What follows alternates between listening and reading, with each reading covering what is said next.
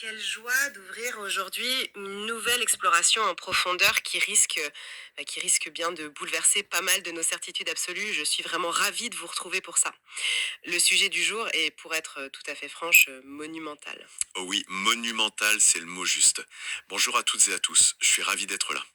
C'est vrai que c'est un sujet qui retourne le cerveau. Complètement. Il s'agit en fait d'une théorie fondatrice fascinante, une véritable révolution dans notre façon d'appréhender les sciences sociales et même l'humanité tout entière. C'est une théorie qui a été développée par Safa Katchmaz et cette discipline porte un nom bien précis, la sociogonie ou sociogonie. Exactement, sociogonie. Et c'est une approche tellement globale que ça remet en perspective à peu près tout ce qu'on croyait savoir. C'est ça. L'objectif de notre analyse des sources aujourd'hui est clair, il est ambitieux et presque vertigineux, je dirais. On va essayer de comprendre comment l'humanité, ou plus précisément, comment la société s'est réellement formée. Parce que la prémisse majeure de cette approche, c'est que la société n'est absolument pas apparue par accident, ni par une sorte d'évolution hasardeuse. Elle a été consciemment construite. Et c'est un point de départ d'une puissance incroyable en fait. Cette théorie, elle vient percuter de plein fouet des siècles, voire des millénaires de suppositions toutes faites sur l'histoire humaine. Pendant très longtemps, on a eu tendance à imaginer les débuts de l'humanité de manière assez romantique, quoi. Oui, la fameuse image d'Épinal du feu de camp. Commodité ou poussé par l'instinct de survie face au froid et aux prédateurs, ce serait simplement rapproché autour d'un feu de camp. Et hop, formant ainsi spontanément une communauté. Bah, la sociogonie, elle vient balayer cette vision naïve, Elle l'a détruit complètement même. totalement. Elle propose une grille de lecture extrêmement rigoureuse, où rien, mais alors absolument rien n'est laissé au hasard ou à la spontanéité. D'accord, décortiquons un peu tout ça parce que si la société n'est pas une création spontanée, si on ne s'est pas juste assis autour d'un feu en se disant bah tiens, on est bien ensemble, comment est-ce que ça a pu démarrer? En parcourant les textes de Safa Katchmaz pour préparer cette analyse, j'ai cru comprendre que la sociogonie pose comme hypothèse que la société est le résultat de décisions très précises, d'interdictions strictes et d'accords. On parle carrément d'un contrat conscient là, non? Bien avant même l'idée de l'écriture d'ailleurs. C'est tout à fait ça. Et ce qui est fascinant ici, c'est l'introduction du concept central, la pierre angulaire de toute cette architecture intellectuelle. C'est le Toplum Birim. Le Toplum Birim. Oui, littéralement, on pourrait traduire cela par l'unité société. Pour la sociogonie, ce toplum birim, c'est la particule élémentaire. C'est la structure sociale la plus fondamentale qui soit. Ce n'est pas juste un groupe de personnes ou une foule. Une foule, bah, ça n'a pas de règles. Ça bouge dans tous les sens, une foule c'est le chaos. Et exactement. Le toplum birim, lui, est un système complexe, régi par des accords qui sont mutuellement contraignants. Il s'organise autour d'alliances internes pour que les membres restent soudés et d'alliances externes pour gérer les relations avec les autres unités voisines. Donc si je comprends bien, c'est une sorte de cellule souche sociale, une structure de base qui va définir comment on vit ensemble. Mais concrètement, sur quoi portent ces fameuses règles et ces accords? Est-ce qu'on parle de, je sais pas moi, de décider de la direction à prendre pour la chasse? Ou c'est plus profond que ça? Bon, c'est infiniment plus intime et plus vital que la simple direction d'une chasse. La source précise bien les contours de ce système. Les accords du Top Lambirim régissent trois piliers fondamentaux. Trois partages primordiaux en fait. La nourriture, les relations sexuelles et l'appartenance des enfants. Ah oui, on touche vraiment au cœur de la survie biologique là. La nourriture, le sexe et la descendance. C'est le noyau dur. Imaginons un instant nos ancêtres.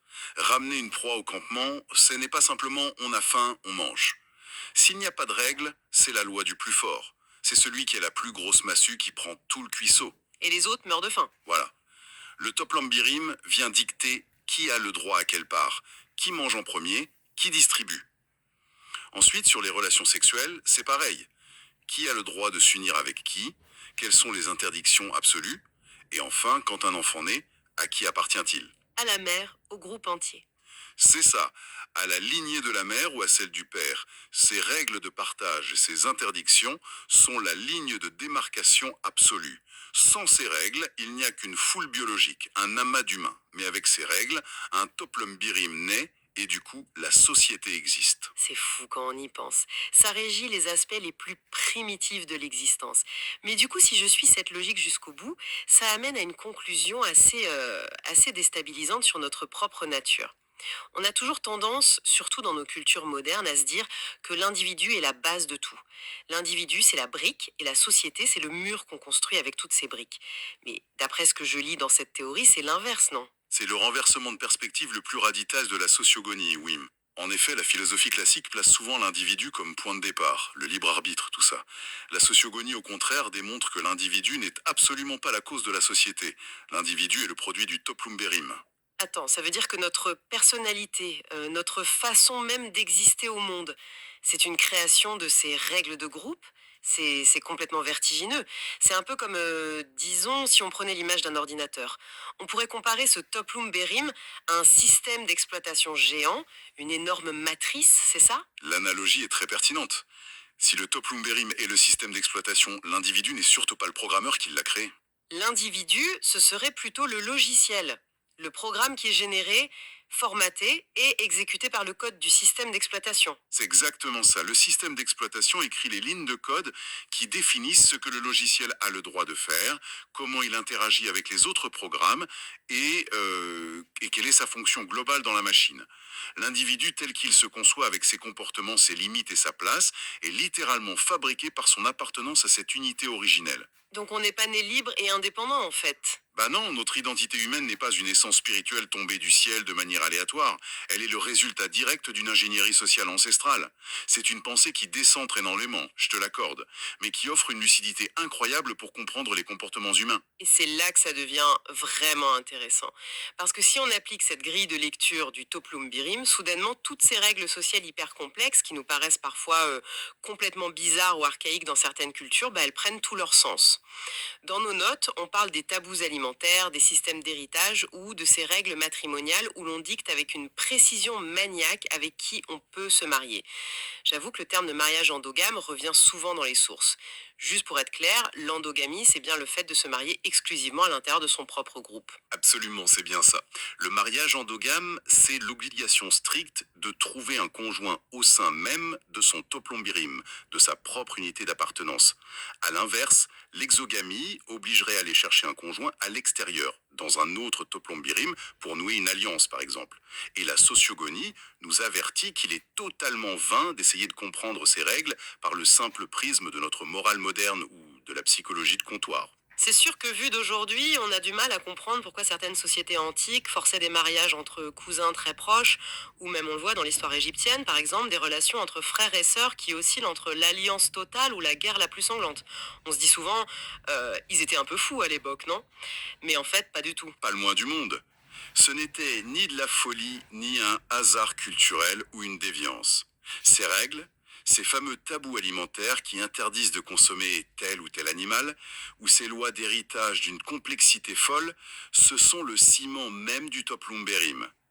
Interdire un aliment, ce n'est pas une question diététique du genre c'est mauvais pour la digestion. Non, c'est une question d'identité. Voilà, c'est marquer une frontière d'appartenance. Nous sommes le groupe qui ne mange pas cet animal, contrairement à ceux d'en face, de l'autre côté de la rivière. Les règles de mariage, ce sont des mécanismes hyper sophistiqués pour préserver les ressources vitales, consolider les alliances internes ou au contraire forger des pactes stratégiques avec des unités extérieures. Tout ce théâtre des relations humaines ne s'explique que par cette notion primordiale qu'est l'appartenance au toklomberim. On comprend mieux pourquoi les repas de famille sont parfois si compliqués de nos jours. Si tout ce tissu social est dicté par des mécanismes de survie qui datent de l'aube de l'humanité. Mais blague à part, ça change vraiment tout. Parce que cela nous amène logiquement à repenser complètement l'origine de nos croyances. Nos textes sacrés, nos mythes fondateurs, on a l'habitude de les voir comme la source de tout, non? Si l'on relie cela à la vue d'ensemble, la démarche de la sociogéogonie se distingue ici de façon magistrale des autres approches historiques ou anthropologiques classiques. En général, quand un chercheur veut comprendre l'origine d'une société ancienne, que fait-il? Il se plonge dans sa mythologie, il décortique ses textes sacrés, ou il étudie ses premières lois écrites en pensant y trouver le point de départ, l'étincelle première. La sociogéogonie fait exactement l'inverse. Ah bon? Donc elle ne cherche pas la vérité dans le texte lui-même. Non, car elle postule que l'origine de la société ne s'y trouve pas. Ces mythes, ces textes religieux grandioses, ne sont pas les créateurs de la société. Ils en sont les produits dérivés. Les produits dérivés, c'est fort comme terme. Mais c'est ça. Ils sont le reflet d'une structure déjà existante. Ce que cherche à faire Safa Kachmaz à travers cette discipline, c'est révéler les mécanismes de régulation du Toplum Birim qui opèrent silencieusement en coulisses derrière ces récits. C'est absolument captivant de voir comment la source applique cette méthode à la littérature sacrée mondiale. La liste des textes passés au crible donne le vertige, je trouve. On y trouve la Théogonie, qui raconte la naissance des dieux grecs, l'Unuma Elish, la grande épopée babylonienne, l'Avesta pour le zoroastrisme, et bien sûr les fondements des grands monothéismes, avec la Torah, la Bible et le Coran. Et ce qui est frappant, c'est l'impartialité de l'analyse. La sociogonie ne se prononce pas sur la dimension spirituelle ou sur la foi, elle examine ces monuments littéraires comme de la donnée brute, de l'information codée en fait. C'est le terme exact de l'information codée. Pour cette science, cette immense littérature religieuse antique est traitée comme un miroir réfléchissant l'ancien ordre social. Prenons un exemple concret. Quand on lit dans ces vieux récits une guerre épique entre des dieux du ciel et des dieux de la terre, ou des déluges effroyables, ou encore des généalogies interminables où tel héros engendre tel autre héros, la sociobarmonologie nous invite à changer de lunettes. Ce qu'on lit, ce n'est pas juste de la poésie mystique. C'est le registre comptable et historique des processus d'alliance. Le registre comptable carrément. Donc une guerre entre deux panthéons de dieux, comme les titans contre les dieux de l'Olympe, c'est en fait la trace historique de deux immenses toplumberim ancestraux qui sont rentrés en collision. Et les dieux seraient les représentants allégoriques de ces groupes humains qui négocient violemment leurs frontières et leur survie. Tout à fait. C'est une traduction métaphorique d'un conflit territorial ou d'une fusion forcée. L'histoire n'est au final que le grand livre de compte des relations entre ces unités. Les batailles, les fusions de tribus, les empires qui s'étendent et s'effondrent, tout cela n'est que la manifestation physique de ces toplum birim qui se lient, se séparent, s'absorbent ou s'affrontent. Et c'est là l'une des contributions les plus élégantes de cette théorie. Elle offre une vision incroyablement unifiée des sciences humaines. C'est vrai que d'habitude on compartimente tout. À l'université, on met la religion dans le département de théologie, l'histoire dans un autre bâtiment, les liens de parenté chez les anthropologues et l'économie à l'école de commerce. On a éclaté le savoir de façon très artificielle. Exactement. Et la sociologénie rassemble les pièces du puzzle. Elle affirme haut et fort que la religion, l'histoire, la parenté et l'économie ne sont absolument pas des domaines indépendants. Ce sont simplement les différentes zones d'expression d'un seul et unique noyau fondateur. Le fameux Toplum Berim. Voilà. L'économie, au fond, c'est quoi? C'est la façon dont le Toplum Birim organise la survie matérielle et le partage de la nourriture. La parenté, c'est le réseau des alliances internes. La religion, c'est le système de codification et de sacralisation des règles vitales pour s'assurer que tout le monde s'y plie, par la crainte ou le respect. Et l'histoire, c'est le récit de leur mouvement dans le temps. C'est un prisme holographique. Peu importe la facette que l'on regarde, on observe toujours le même feu central. C'est un changement de paradigme complet. On passe d'un monde éclaté à une compréhension globale de ce que signifie faire société. C'est très lumineux pour comprendre le passé. Mais cela nous pousse aussi à regarder vers l'avant. Alors, qu'est-ce que tout cela signifie au fond? Si on comprend comment nos ancêtres ont structuré le monde grâce à ces unités, quelle est la véritable utilité de la sociogonie aujourd'hui dans notre monde moderne ultra connecté et super complexe? Est-ce que c'est juste de la belle archéologie intellectuelle pour briller dans les dîners? Non, non, pas du tout. Et c'est précisément ce qui fait la force de cette théorie. Safa Kachmaz a conçu la sociogonie non pas comme un outil figé dans le passé, mais comme une science universelle et permanente. Elle se dote d'une puissante capacité d'orientation pour l'avenir. En termes clairs, c'est une science prédictive des orientations sociales. Prédictive, le mot est fort. Pouvoir prédire l'orientation d'une société, c'est le Graal, c'est le rêve de tout sociologue. Mais en même temps, quand on comprend la mécanique interne qu'on vient de décrire, ça devient très logique. Si une société est maintenue par ses accords très précis et ses interdits vitaux, on peut facilement évaluer son état de santé en regardant si ces accords tiennent toujours, non? Exactement, tu as tout compris. Cette discipline permet de cartographier avec une très grande précision les mécanismes de survie, mais aussi, et c'est crucial, les mécanismes d'effondrement. Elle met en lumière les seuils critiques qu'une société a dû franchir pour s'établir, les décisions qui la maintiennent en vie au quotidien, et surtout les rouages précis qui, lorsqu'ils se grippent ou sont reniés, entraînent inévitablement sa dissolution. La dissolution, C'est un mot qui résonne particulièrement fort aujourd'hui, je trouve. On a souvent l'impression que tout se fissure autour de nous. Mais grâce à cette approche, on réalise que les sociétés ne meurent pas par magie ou par simple fatalité. Non, elles s'effondrent lorsque les accords mutuellement contraignants qui forment le socle de leur sautoplume perdent leur sens collectif ou ne sont plus respectés tout simplement. Si les règles fondamentales sur le partage des richesses, sur les alliances internes ou sur l'appartenance des futures générations sont remises en question de manière destructive, l'unité se désagrège. Cela soulève une question importante. Qu'est-ce qui retient l'attention quand on observe les sociétés actuelles à travers ce prisme? Bah, ce qui saute aux yeux, c'est la profonde fragmentation de notre époque. Les tensions économiques, les crises de confiance hallucinantes envers les institutions, les bouleversements idéologiques, on a tendance à traiter ça comme des problèmes isolés ou des crises passagères. Mais à travers l'objectif de la sociologonie, on réalise que ce sont peut-être de profondes mutations, de véritables déchirures dans le tissu même des pactes fondamentaux qui soutenaient notre toplum birim contemporain.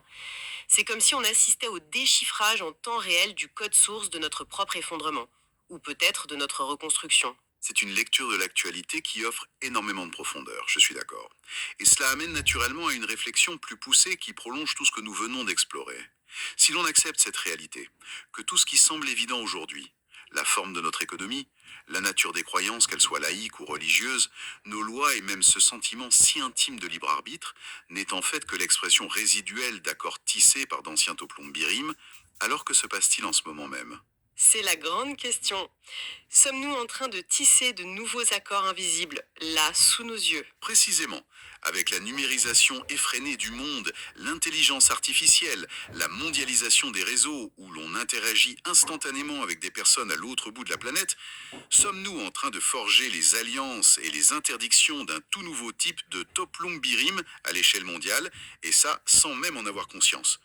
Et si, comme la théorie l'affirme, l'individu est toujours le produit de l'unité, quelle forme prendra l'individu de demain qui sera façonné par ces nouvelles matrices d'appartenance numérique et globale? C'est une pensée incroyable, fascinante et peut-être un brin intimidante quand même.